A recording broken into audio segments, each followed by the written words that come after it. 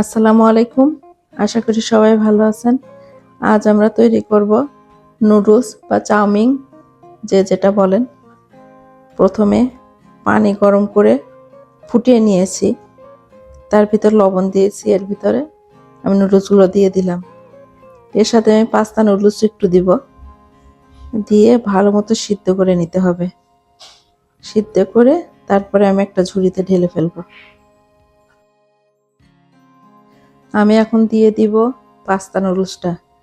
এটা দিয়ে ভালো মতো সিদ্ধ করে নিতে হবে। এটা আমি একটু পরে দিয়েছি, যেহেতু আগেরটা সিদ্ধ হতে একটু সময় লাগবে, স্টিকটা, এজন্য পরে দিলাম। এটা সিদ্ধটা হয়ে গিয়েছে আমার। এখন ঢেলে নিব। ঢেলে একটু পানি দিয়ে ধুয়ে ফেলব। তারপরে প্যান চুলায় বসিয়ে দিয়ে তেল দিয়ে দিব। তেলটা গরম হলে আমি পেঁয়াজ দিয়ে দিব। পেঁয়াজটা আমি লাল করব না। কিছুক্ষণ নাড়াচাড়া করা হয়ে গেলে তারপরে আমি মরিচটা দিয়ে দেব। আর আমি ডিম দিয়েছি 7টা। আমি মাংস দিব না, ডিম দিয়ে রান্না করব, এই জন্য ডিমের পরিমাণটা একটু বেশি দিয়েছি।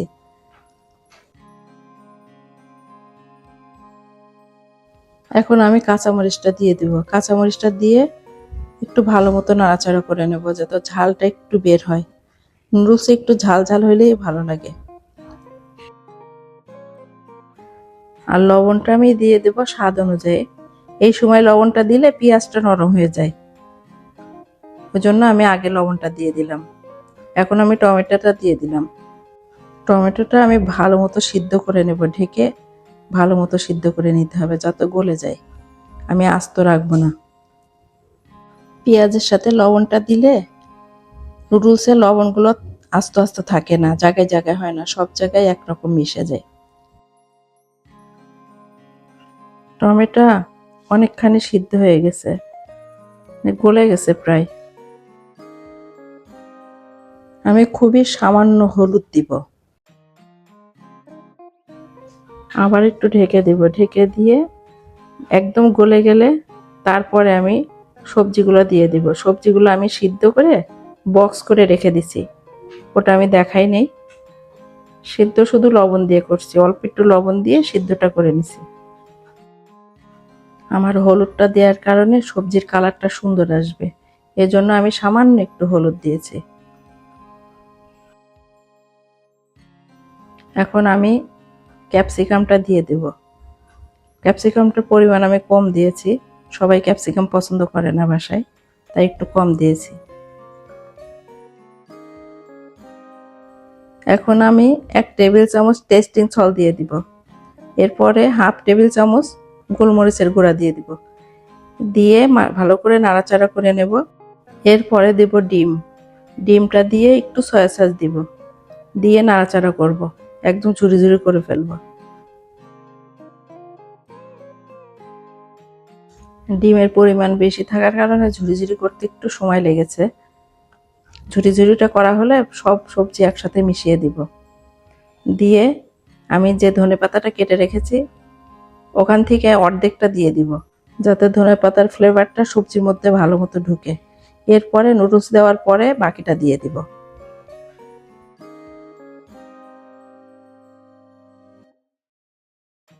ধনেপাতাটা আমি অর্ধেক দিয়ে দিলাম। দিয়ে সবজিটা সুন্দর মতো নাড়াচাড়া করে তারপরে আমি নুডলসটা ঢেলে দিব। এই নুডলসটা কিন্তু খেতে খুব মজা হয়। আর শীতের সময় এই সবজিগুলো থাকে, ওই জন্য শীতের সময় নুডলস খেতেও মজা লাগে। আপনারা এভাবে রান্না করে খেয়ে দেখবেন, অনেক মজা হয়।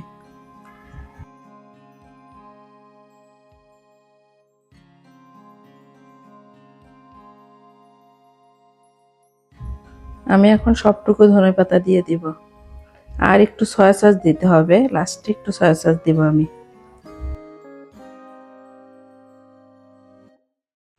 এখন আবার একটু নাড়াচাড়া করে তারপরে আমি সয়া সসটা দিব। ধনেপাতাটা ভালো মতো মিশিয়ে নিব। মিশিয়ে নিয়ে এখন সয়া সসটা দিয়ে দিব।